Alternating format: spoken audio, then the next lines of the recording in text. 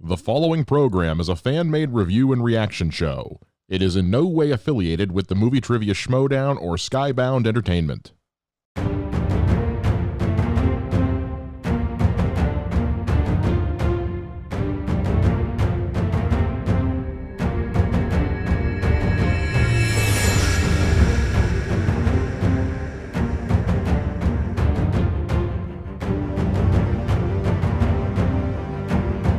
Hello, everybody, and welcome to the Ultimate Schmoedown Show, Episode 7, Corruption Week 2, baby. We are back at it in the InnerGeekdoms, and we're in the end game now. My name is John Barr. I am one of your hosts for this week, joined by, first on my left, shadowboxing over there, Colin. How you doing, buddy? Oh, you know it was a great week. Somebody got knocked out. They did. That's right, yeah, it was me. I had too many beers at home, and that's what happens sometimes when you need to get through a viewing of 2019's Cats. But in the meantime, Bogz, my other co-host, how you doing, buddy? Yeah, excellent. Watched two big semi-finals with our boy Chance Ellison as well. So, yeah, awesome matches, man. Loved it.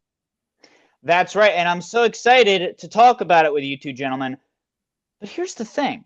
I'm not going to be talking about it with just you two gentlemen. That'd be crazy. Why would we keep doing that? We're all about innovation on the show. We're all about getting better. And if you saw the truly phenomenal promo package that was released a couple days ago for the show, you would have seen that we are incredibly thrilled and honored to be welcoming a fourth host to the Ultimate Schmoedown Show, Mina Naidine. Everybody say hello to Mina! Hey guys, super excited to be here and joining this cool club of film fanatics. Yeah, thanks for having me.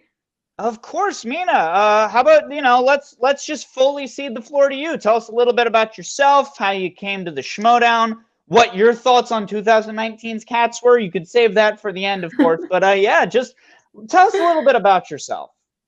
So I'm a host and a reporter, and I love movies. That's my specialty. I love really looking at a movie and analyzing every aspect of it, the cinematography, the themes, any hidden Easter eggs in the movies. I did that with Joker from last year. It was one of my favorite movies of 2019.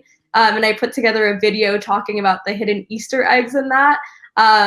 And I'm pretty sure, this is a bold claim, but I'm pretty sure I'm one of the first people to figure out what that Easter egg was. It was a very interesting one about the clocks in Joker.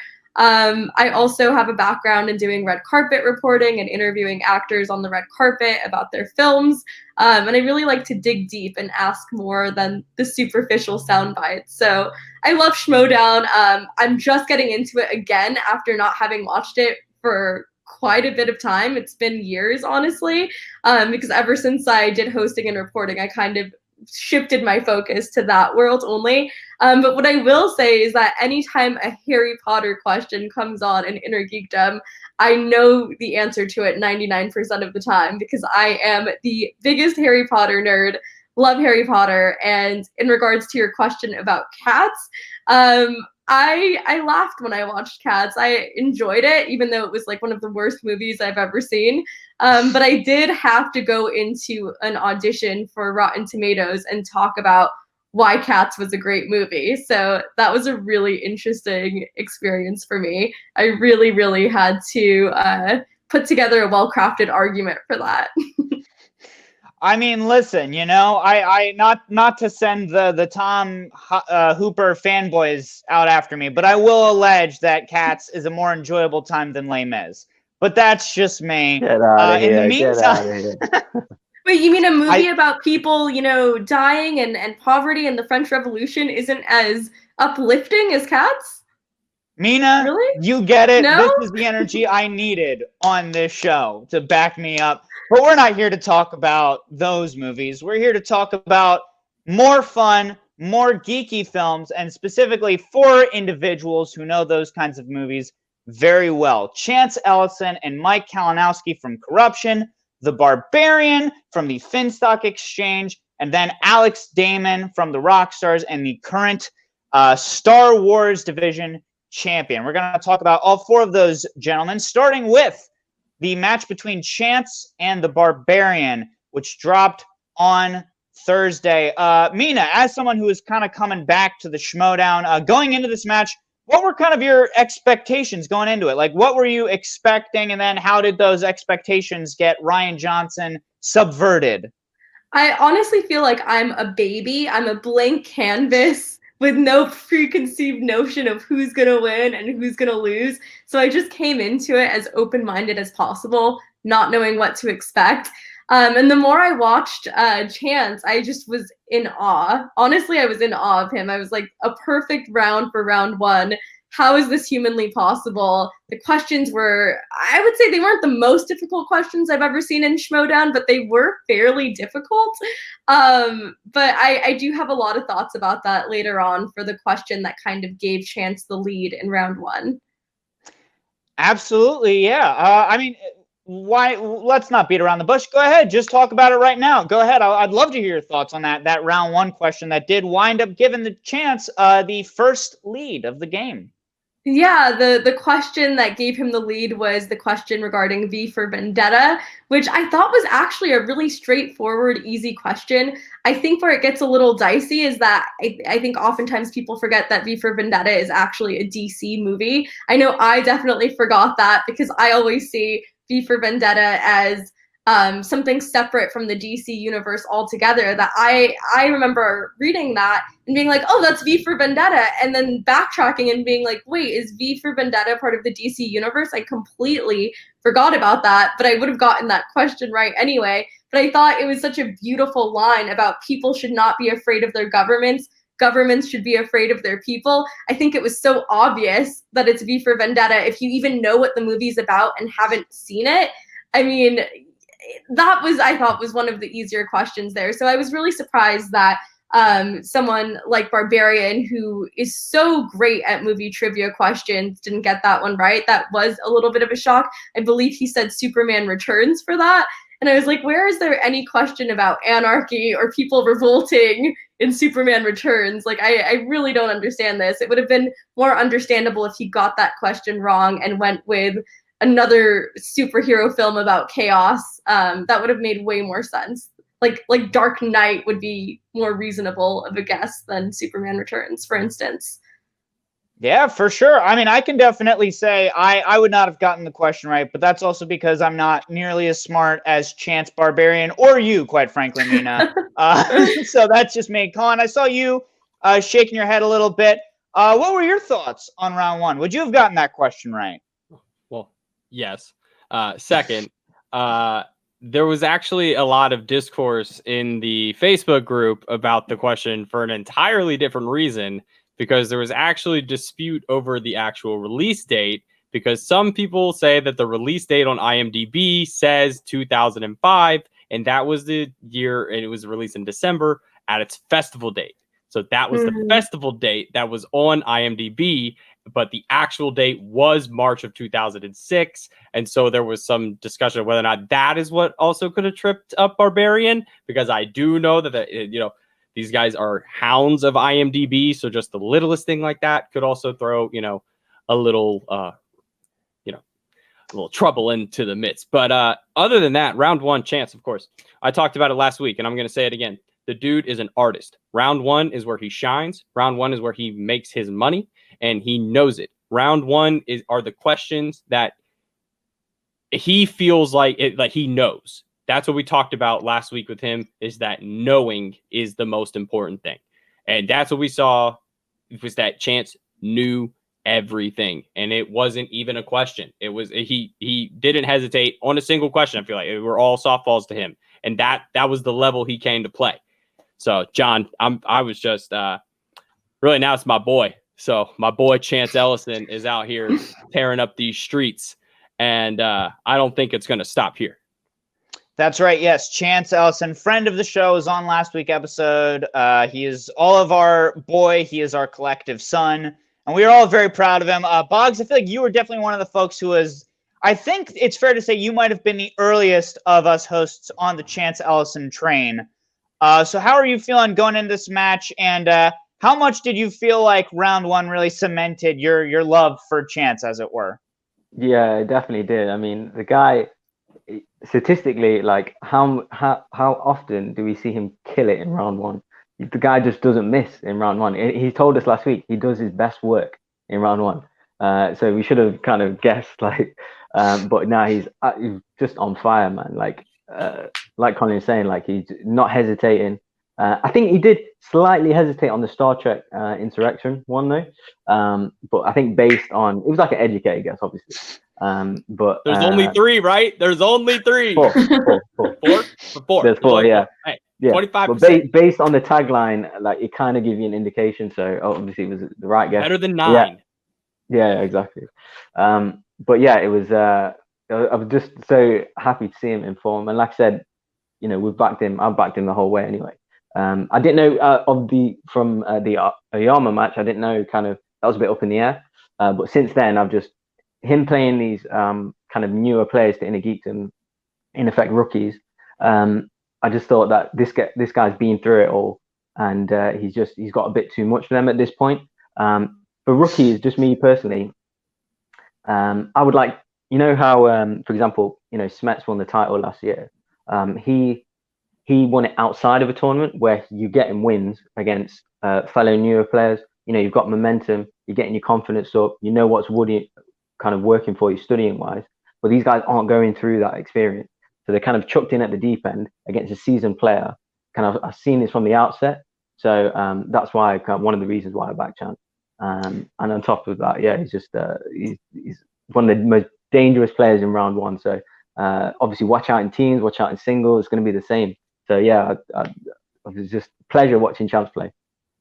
Absolutely, and that's a very interesting point you bring up about the rookies as well. I mean, especially considering, you know, we had some standout rookies like Robert Parker that were InnerGeekdom heavy, but then also folks like the Barbarian, like Ben Goddard, who were coming in as singles players originally, then stepped up to the InnerGeekdom plate. It might be fun to see, like, I don't know, a Goddard versus Barbarian InnerGeekdom match sometime down the line, and that can be like a contender shot for a contender shot for the InnerGeekdom belt, sort of like what we're seeing with Final Exam and Deep 13 coming up next week. But let's go ahead and move right over to round 2. Bogz, I'll stick with you on this one because we're starting with Chance, who wound up spunning away from Middle Earth and got Heroes and Villains, a notoriously pretty tough category, just as far as how much it covers.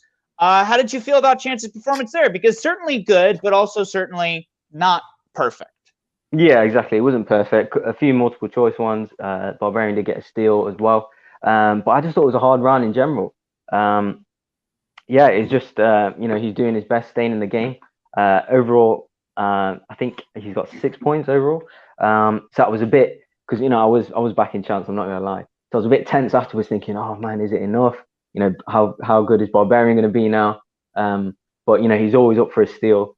And I know, obviously, I mentioned it to him last week. You know, his stance that he has. For me, I just love that, the way he does it. Like you can see, like he kind of, when he's wondering, and then he just kind of he goes back to it. It's like a focus thing for him. So with the glasses, with the hat, I just love the whole kind of aura he's bringing to it. So yeah, it wasn't his best ever round 2, but obviously he's got the lead in round 1, and he's done his best in round 2. But yeah, I was on the edge of my seat afterwards, seeing what Barbarian's going to get to. So yeah, absolutely, yeah, and it was definitely a round of tough questions. You're right about that, ranging from like the Colts and Dread to cotton underwear. I think for me, the most interesting element of it was the fact that the steal that the Barbarian got was on The Phantom, which is a movie that Mike Kalinowski has stressed that he is a huge fan of. So that's why I was kind of surprised that was the one Chance missed, because I was like, if you're training with Kalinowski, a guy who loves The Phantom, I would have thought that would have been a little bit clear cut, but at the same time, I remember nothing of that film, so I can't really fault Chance for that. And then I want to bounce over to you, Colin, because I know you are a big fan of Mark Yodi Riley, and one of the strongest suits for Mark Yodi Riley is the scores and soundtracks category, which is what the Barbarian wound up with in his round 2. I can see already you're ready to talk about that round, aren't you? Look, I was a band kid. It's illegal to miss a scores and soundtracks question for me. I just don't really do it. I was the kid that rolled around listening to scores and soundtracks. So when I saw that Barbarian rolled it, immediately Yodi comes to mind, because there's no way that Yodi doesn't get the call when it's like, all right, it's scores and soundtracks time. We're running it down. You got to run down the MCU. You got to, because especially those Avengers movies, it gets weird because it bounces around between who was available between all the movies. And it got deep in there a couple times. You got Giacchino, you got James Newton Howard. I mean, they're throwing some names around here that people are like, who are these people? I'm like, oh, the homies. You mean Howard Shore? Let's throw some more folks out here. And Chance getting that steal, that was it. And Bogz, you said it. We're sitting here rooting for Chance. And I saw the scores and soundtracks. I'm like, oh no, they got the best in scores and soundtracks to help him out. And it didn't work out. I mean, he lost 2 points, and then they both missed the fourth question. So all in all, coming out with 6 points for the Barbarian, had a chance to steal momentum, John, and just could not do it. Yeah, it's fascinating to look at this because they both wound up coming out of round 2 with the same point difference, because they both managed to get 6 of their 10 possible points, and they also each managed to get a steal from the other player. And yes, of course, shout outs to the other friend of the show, Howard Shore, deep friend. But yeah, Mina, again, kind of like talking about, someone who is kind of coming back and seeing just how absurd the deep cuts of the InnerGeekdom were. Obviously, there wasn't a huge difference as far as who had the lead, but just seeing like how crazy it was that they were able to still get these questions and keep playing at that consistent level. What were your thoughts coming out of round 2? Yeah, I feel like at this point, there's not a significant difference in terms of skill when it comes to Barbarian versus Chance. I think it's very easy to say, oh, Chance won the match. I mean, he's superior to Barbarian, but I think it's a lot more complex than that, because when you're playing at such a high level, the distinction is so nuanced and minor that any question, the rules could have been completely reversed because it's so arbitrary at that point. I mean, how would you know what movie is a prequel, midquel, and sequel? That's such a difficult question. And even when it comes to musical score, if you're not a band geek like Colin, or if you didn't go to college for musicology, or this isn't something that you're regularly looking up on IMDb, I mean, I know that these players train extensively and they look up all of these facts, but I even lose track of what composer did what movie. And that's something that, for fun, I like to pay attention to. I wonder who wrote this, or I wonder why this soundtrack is so good, because music is such an important part of a movie. It helps drive the plot forward, and it almost acts like its own separate character in a film. But to know that Brian Tyler was the composer behind Age of Ultron, how do you even know that? There's so many different Avengers movies. That's really difficult. And Barbarian got that one right. Yeah, no, that's true. Like, this was definitely no shame as far as the Barbarian played. He definitely did a good job. I know I gave him a little bit of flack in the last episode that we talked about him, but he fully shut me up as far as I'm concerned. They both did a great job. And then round 3, kind of continuing on talking about how good the Barbarian was, Chance and the Barbarian went back and forth with their round 3 questions. It was definitely down to the last question, and ultimately, as you were saying, Mina, it came down to that Days of Future Past question, or where that wasn't the answer, but I wrote down Days of Future Past because that is also fully what I would have guessed as well, especially when trying to think of like the sequel, prequel, midquel, that whole hullabaloo. Bogz, what was your thoughts on round 3? Yeah, well, going to that question specifically, that I thought that was a great guess.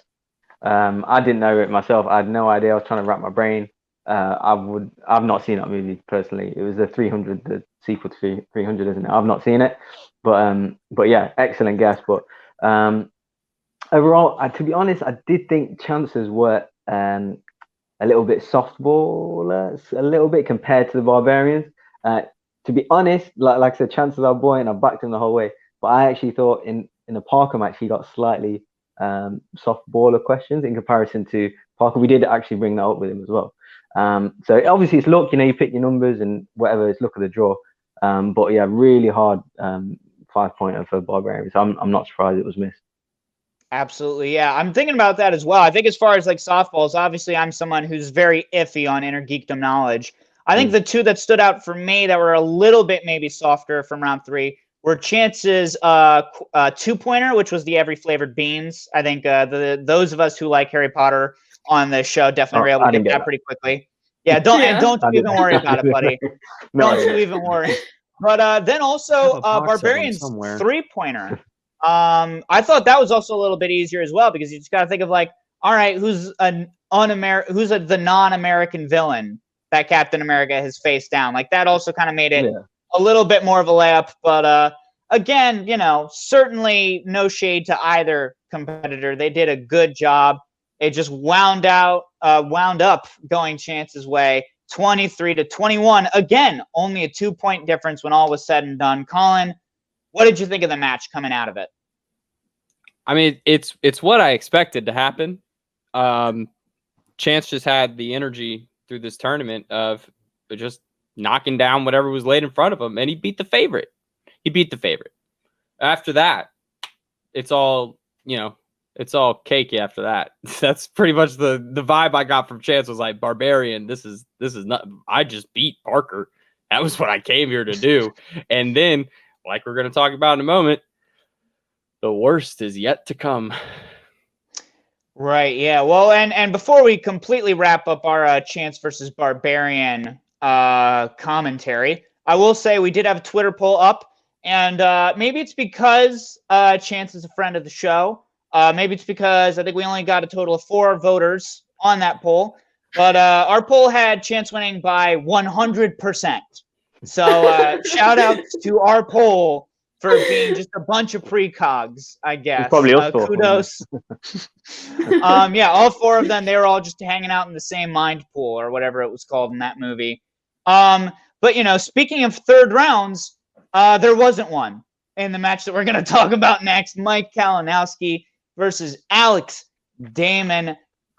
This was a match that I said was going to come down to a coin flip, and for saying that, there is egg on my face, and Mike Kalinowski made sure that egg was fried. Colin, I know you're also a big Alex Damon fan. He has proven time and time again that he's a great Star Wars player. What were you thinking going into this match? Like, I know you were also kind of torn a little bit. You got a fried egg? Kalinowski did the whole Texas scramble on my face, dude. Like, he took my triple belted Alex Damon prediction and he kicked it off the bridge like Jack Black did to Baxter. And he is gone. Like, those chances are a year away. Like, at least a year away. Maybe more. Probably more, because it had to be now. So, unfortunately, spoiler alert, Alex Damon got punched in the mouth by the DC Universe and could not recover. And that was like, that's that.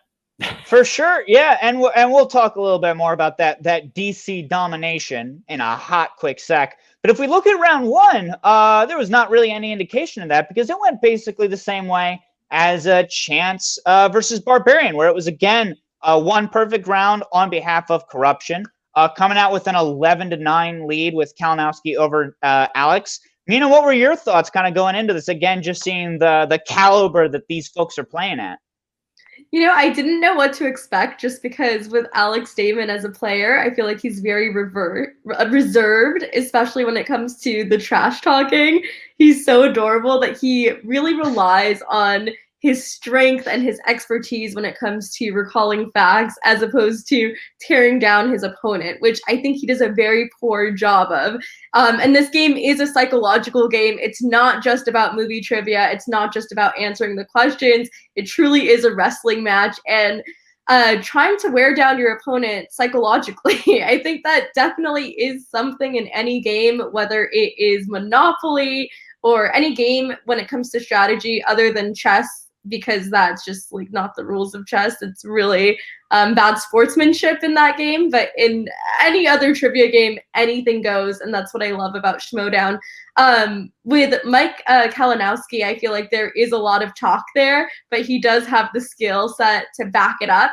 But I thought it was going to be a pretty even match. I really didn't think that one person was going to dominate over the other. And I think, like I said about the last match, I think that it really was kind of a coin flip, and it was based on the questions. The questions were really hard. As we saw at the very end, we'll get to what happens in the end of this match, but I do feel that winning by guessing on a multiple choice question is not the best indicator of who should be the champion to go to the next round. I felt like that was almost an unsatisfying win, even though it was an earned win. I just still think there's something about it that was a little unsatisfying. Just like how when we were talking about the previous match that we were just dissecting, I didn't feel like it was super satisfying because nobody said 300 was the correct answer. It was just kind of like winning by default by someone else missing a question. And for me, that's not a satisfying win.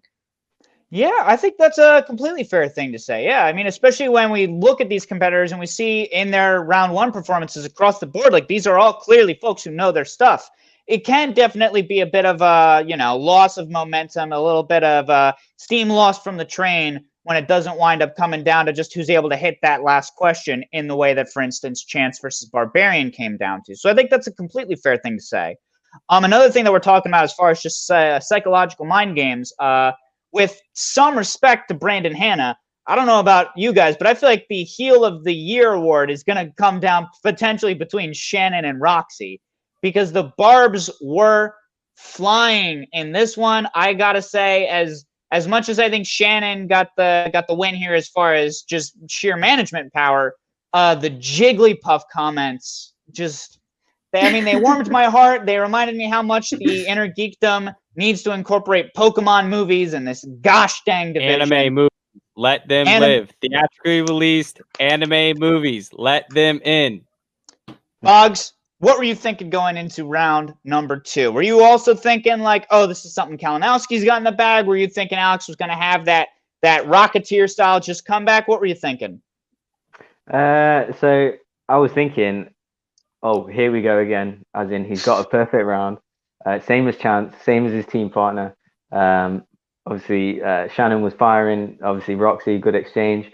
But this is a 2-time champion, And I just want to go on the back of what Mina was saying, that, I've noticed that for you to be elite at this game, a champion, playing a final, a title match, you need another element to your game. Like obviously Mike's an actor, right? He's got that additional kind of experience where under pressure, how you're going to kind of act and kind of how you're going to behave, because people obviously, like, you can have harder recall when you're under pressure. For example, Mike's got that additional experience. Someone like Andrew Guy, obviously he's an actor. There's other people, Rocha, big obviously YouTubers and kind of do other shows. They've got this additional experience that kind of helps with that recall. And yeah, it's no surprise that he's playing how he's doing. But to be fair, I mean, Damon's round 2 was really hard. He obviously spun off DCEU. Unfortunately, got DC. But yeah, it was, in hindsight, he was saying he should have stuck with DCEU. Obviously, less movies there. But yeah, super hard round 2, I thought, from Alex. Absolutely. Yeah, I was going to say, even Roxy Stryer, who covers the DC universe at AfterBuzz, I mean, even she said these were really, really difficult questions that even she didn't know some of the answers to. So I think that also speaks a lot when that's your job, is to cover DC movies. They were complicated. I think that was I don't want to call it an uneven round, like I said, because I think a lot of this is recall. So if you've seen it and if you're a fan of it, you're more likely to remember it because you have a positive association with it. I mean, I think it's easy to remember something if you either have a very positive association with it or a very negative one. But if you were just like, this movie was mediocre, I think it definitely becomes harder to recall these very minor details of movies. That definitely explains why every frame of Cats is burned into my memory. It's a very extreme experience. But let's go ahead and talk a little bit about round 2. Very interesting, because Mike Kalinowski also wound up with Heroes and Villains, which was the same round 2 category that Chance had gotten. But we did see a little bit more of a different round 2 from Mike as far as what we saw from Chance. Colin, what were your thoughts on Mike's round 2 performance? I mean, I, like Mike, got every one of those questions right. I thought those were right. We're having the right conversation here. Like, if I'm sitting here nailing these 2-pointers, we got a problem, folks. Let's like, those ones for Alex were in a whole different league, I felt. But that goes to what Mike was saying. He strategically mentions heroes and villains is a more broader category. Therefore, things being broader, there is a sense that it could go either way. They could be more inside baseball, or they could be more foam of the coffee, level, surface level questions. And these ones seem to be more on the surface level. Aside from that 1989 questions, either you have that written down and you study that, or you just watched Ant-Man. Like, that's just something like that's something we know, though. They watch these movies and they write down questions as they watch them. Like, what could I ask about this scene? And that's how deep they get. And when the first thing of the movie is 1989, it's like, oh, I'll write that down. So your Ant-Man notes, that's probably the first Ant-Man note a lot of these competitors have. I thought Hala was a great question. The Kree homeworld from Captain Marvel. That's also just like a deep, sweaty comic book question. That's just one where it also helps to read comic books. The FedEx one is probably my favorite question of the entire day, just because any Stan Lee cameo question makes me incredibly happy, John. But Tony Stank did not appear in this episode of the Schmoedown, unfortunately. Unfortunately. And Tony Stank, you have an open invitation to come on to the show whenever you'd like. We'll have you on with Howard Shore. It'll be great. And then we've talked about it. Me and Colin, who were predicting that this was going to be a particularly close match, we made a whoopsies. We done biffed it on that prediction. Bogz, let's talk a little bit about Damon, who, let's be clear, still a good player. Not so much in this specific round of this specific match. What were you thinking, Bogz? No, I was just going to say, I think Mike actually mentioned it, that he mentioned it last week, actually. Like, this guy, he's not kind of had the experience with the deeper cut kind of potentially studying. He's not been through the experience of being asked deeper cut questions, so doesn't know maybe where to direct his studying. Obviously, it's his first season in InnerGeekdom, so I wasn't surprised really. But yeah, it was a particularly hard kind of round 2 for him. But overall, yeah, I mean, just he's put up obviously a good effort. But you're against the former champ. The corruption final wasn't going to be denied. And yeah, I just thought he done well. Tried to go with multiple choice, but I think they were a bit too deep cut for him. Yeah, I mean, definitely, like we've been saying this whole time, all 4 of the folks who are in these 2 matches all deserve to be there. We're all phenomenal, but really, like, it just shows that this division specifically is full of deep cuts. And if you aren't just studying every single franchise, every single frame, you're going to wind up coming up against the wrong side of Kalinowski. Now, this was another match where our Twitter poll predicted the winner correctly. We had a few more votes on that. So we had Mike Kalinowski winning by 68%. So still more in his favor. I know he screenshotted it when it was at 100% for him. And he was like, guys, close the poll now. Close the poll now. And Mike, we love you, buddy. We'd love to have you on the show. Congratulations. You did spell poll wrong in your tweet, but that's neither here nor there. We can forgive that. Mina, as someone who is now kind of coming back to the show, as someone who has now seen both Chance and Mike playing at the peak of their game, 2 really polished performers, if you had to say between those 2, when they're going to be playing in the finals, which of the 2 of them do you think you would give it to? Honestly, it's such a hard question, but based on just watching these 2 matches alone, I would have to give it to Chance, because with Chance, I don't feel like he resorted to guessing and multiple choice as frequently as Mike Kalinowski. I do think that Mike Kalinowski is very theatrical and fun to watch, just because of his trash talking is on point. The stuff he was saying about Roxy was my manager for 3 years and I never won, but look at me now. I just thought it was funny. Obviously not accurate because he had just been starting out. So obviously there is a learning curve with Schmoedown. and causation is not correlation, and vice versa. But I do think that Chance is going to win the ultimate match because he just killed it previously. I really think it's going to be Chance. And I think those sunglasses give him an advantage because it's kind of like in the movie Big Daddy where the kid wears the sunglasses so that he's invisible. I feel like that gives him an advantage to not succumb to the pressure of the match. There's something about wearing them that's like a shield in and of itself. So, yeah. Absolutely. Yeah, no, and we had talked to Chance about his sunglasses as well. He was definitely saying like that kind of helps. He was equating it to like a professional poker. I also really dig what you're saying about, Mike and the theatrics. Obviously, he is someone that has been in the Schmoedown a little bit longer than Chance. I think he's kind of, in some ways, one of the pioneers as far as just the big theatrical kind of personalities, up there with, of course, the Outlaw Nation man, Mr. John Rocha. Bogz, as someone who has also been riding the Chance train for a good long while now, do you have him beaten, Mike? What do you think? It's tough. It's tough. Obviously, we're back Chance all the way. He's our boy and everything. To be honest, I'm happy either way. We've got, like they're saying afterwards, the fans win. We've got Colin. No, we've got two. It's just, I don't know. I don't really want to pick against Chance because I always go with the champ or the former champ. So, and if it comes down to it, I am going to go Kalinowski. But obviously, I'm happy either way, to be honest with you. Yeah, no, I think that's fair. Honestly, and Colin, I'll bounce it over to you in a hot second, but I will say, especially because it looks like you're going to be probably rooting for Chance in this, I'll say I also got to go with Bogz on this one. I'm going to give the edge to Mike, partially because I predicted against Mike in the last match, and we just talked about how that resulted in egg upon my face.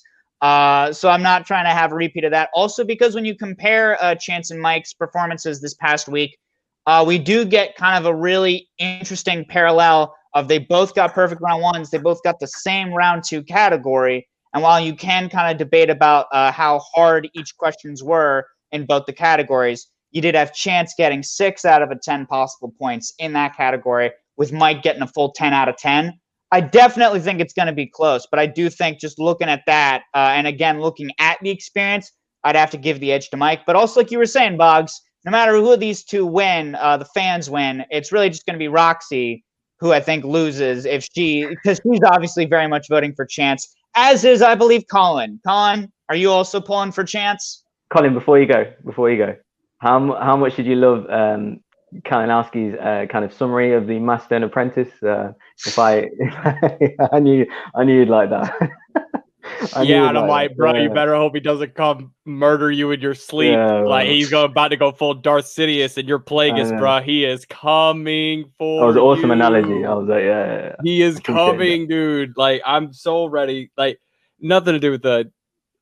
And Mina, I think this is probably one of Mike's greatest strengths is the theatrics. I think it's his weapon, and almost to the same effect, it's Chance knows, so nothing can affect him. So that weapon is neutralized, right? So if anyone is not going to be affected, it's going to be the guy who sits there and listens to it more than anybody else. And Chance says that anyways. So he's, Chance isn't really affected by this stuff. Chance is going to come out and have to play a perfect game. And I mean, no multiple choice in round 2, probably going to have to grab a steal, and he's going to have to take him to the 5-pointer. This is not going to be a cupcake game. We are going to 5-pointers. We could probably go to overtime, but we got 5 rounds.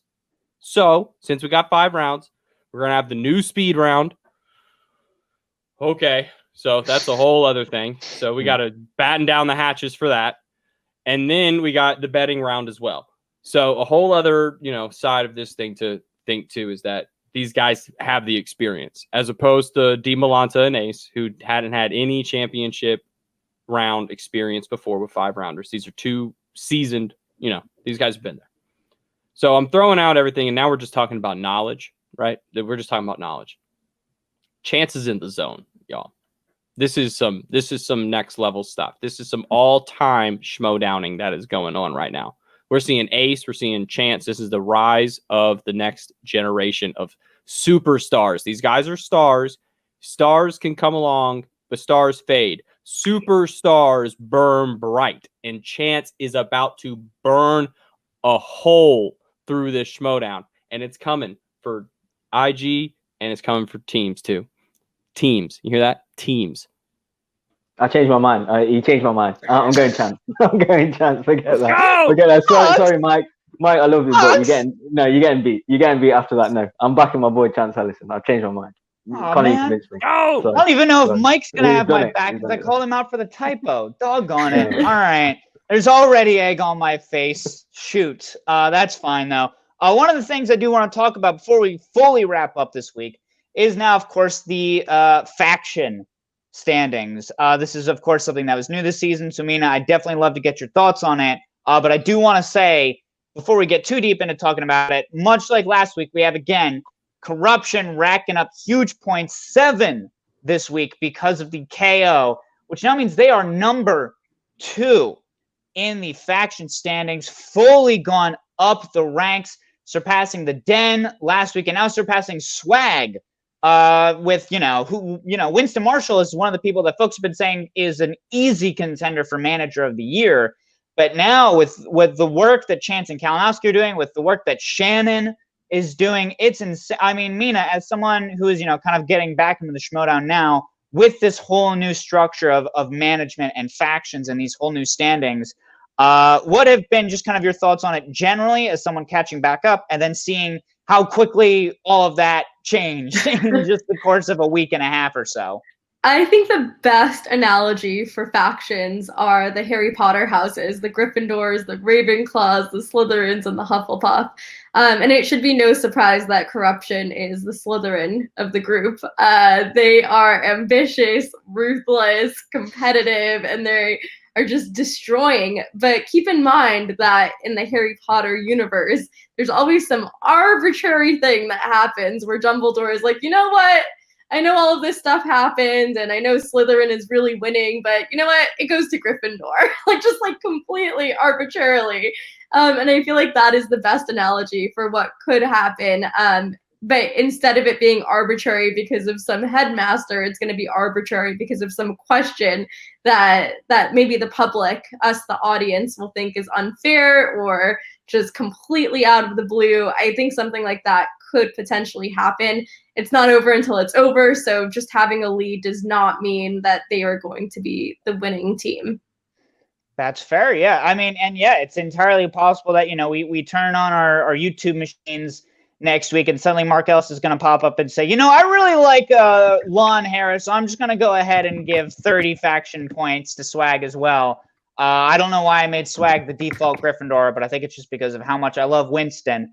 But definitely, Winston, watch out. As great as a manager as you are, you're definitely going to have some competition with Shannon and the work she's put in. So now let's quickly talk about what we're going to be seeing next week. We have 2 big matches, the pay-per-view event, John Rocha versus Ethan Irwin in a number 1 contenders match. Winner takes Merle. And then on the undercard, we have Final Exam, which is the aforementioned Lon Harris and Paul Oyama going up against Whitney Seibold and Alonzo Duralde. This is going to be a pretty crazy match. Mina, what are your thoughts on that? Oh, as I drop one of my earbuds. I believe Alonzo Duralde used to be on What the Flick, which was part of the Young Turks network. And he's a bit older. He really, really knows his stuff. I really don't know what's going to happen. It's so hard for me to predict, especially since I'm just getting into this again. And I do feel like the past is not an indicator of someone's current ability, especially when there are so many new movies being added to this whole geek world every single day with the advent of Disney Plus, with different companies merging, with Disney now being linked to the superhero world as well. I feel like there's a lot up in the air and a lot of other external factors that is going to affect the game. So it's hard to say, but I am a fan of Alonzo from a long time ago when he was on What the Flick for Young Turks Network. Absolutely, yeah. And I've only listened to a couple episodes, but he's also on a podcast now, Who Shot Ya, with I know Ife Wadiwe, who is just a great buddy of mine as well. He's a very fun guy. Bogz, what are you thinking about Deep 13 versus Final Exam? It's tough. It's tough. Four really solid players going at it. To be fair, I mean, I would ideally like to know and see how the team situation is going to work, digitally, and how is that going to kind of affect the match at all. Obviously, we haven't seen that yet, so I wanted to kind of take that into consideration for making a decision. But I'm going to go with Ayama and Lon Harris because I think Ayama needs this. He hasn't had a big win in quite a while. Obviously, he had a team's win earlier on in the season, but I just think for him, momentum going into the tournament, I just think he needs it a little bit more than the other guys. So I'm gonna go with Lon and Ayama, but I'm not surprised if the other team win. It's really 50-50 to be honest, I think, because they're all four solid players.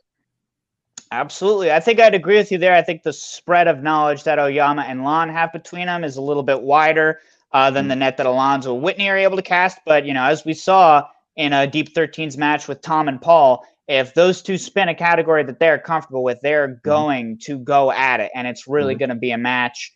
Then just to keep things moving, I don't know, Colin, if you do have any quick thoughts you want to toss out about Deep 13 versus Final Exam. But let's also talk about the Outlaw.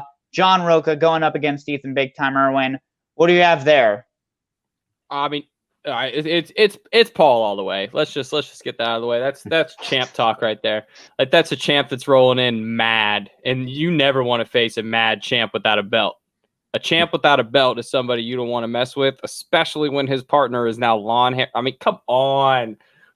Whoever let Paul Oyama get Lon Harris as his team's partner, come on, y'all. Like, that's serious title contention right there. And he's in serious double belt contention if he can get through this tournament.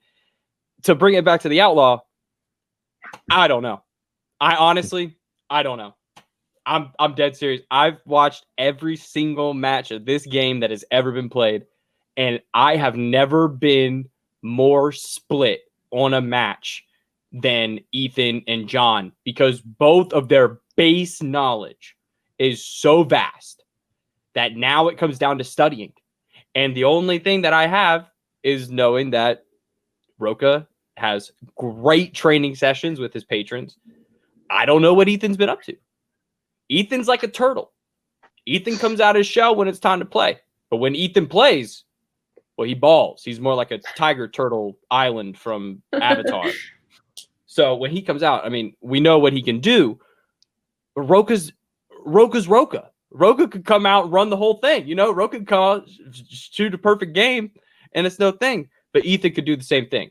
That's been the thing where it's like their ceilings are the same and their floors are the same, and that's usually where I make my difference with experience. And both are former champions. Both have been in this moment before, but this is both their first digital match. So let's see how that plays into it. And I think that might be, if that is the only place where I could find some form of breakage, John, somewhere to scuff up some dust between the two.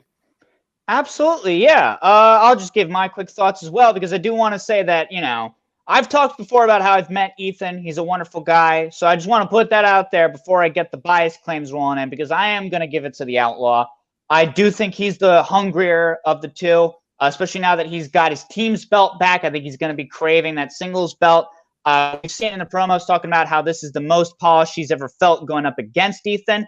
And if we also look at the Founding Fathers versus Corruption, that was something where John took a loss 2 times in a row to a team, and then when that third time came around, he took it right back out from under him. So I would have to go with John Rocha, but you're right, it's definitely going to be a close match. And we'll see what it's all about next week when it airs. But this is the end of this episode of the Ultimate Schmoedown Show. I first want to shout out Mina. Thank you so much for joining us on this show. You were great. We're so happy to have you. Go ahead and plug everything you've ever done, Mina. Where can the people find you? You guys can follow me at Mina Makes Magic on Instagram, TikTok, Twitter, basically everywhere you can ever find me. My website is www.minamakesmagic.com. But I'm the most active on Instagram, so give me a follow on Instagram, and we can talk all things movies. Excellent. Colin, how about you? What you got to plug? Now I want a cool name like that. Do I need to be calling me by my name? I think that's a good one. Okay, I should change it to that. All right, it's in. I love that. All right, so you can find me maybe there, but for now it's at _C Morris. And yeah, can't wait to be back next week. See if you can change your @ to just @ the peach emoji. Bogz, what do you have to plug? Twitter, YouTube, Instagram, what you got? This week, I ain't plugging nothing because what I'm doing, John the Outlaw Rocha, this is to you and you only. You got to win this match, man. Come on, you're the single reason why I am watching the Schmoedown. Is you brought me in. You were the kind of most interesting character. The history, it means so much to you, it means so much to the fans. Come on, man. We're all relying on you. Come on, man. Big win. I know you're supposed to be objective and stuff, but I'm just putting it out there. But blindfold match. I'm fully backing you all the way, man. So come on, man. We believe in you and bring it home. Fair enough, man. As for me, you can find me at JohnBarrTweets on Twitter and Instagram. But more importantly, you can check out this show as a whole. Look up the Ultimate Schmoedown Show on YouTube and on Facebook. You can also find us as a podcast, anchor.fm/TUSSpod. You can also follow us on Twitter at TUSSpod. And if you have any questions or things you want to hear us cover, you can always email us at TUSSpod@gmail.com. But that's all we got. Thank you all so much for watching, and we'll see you next week. Take care.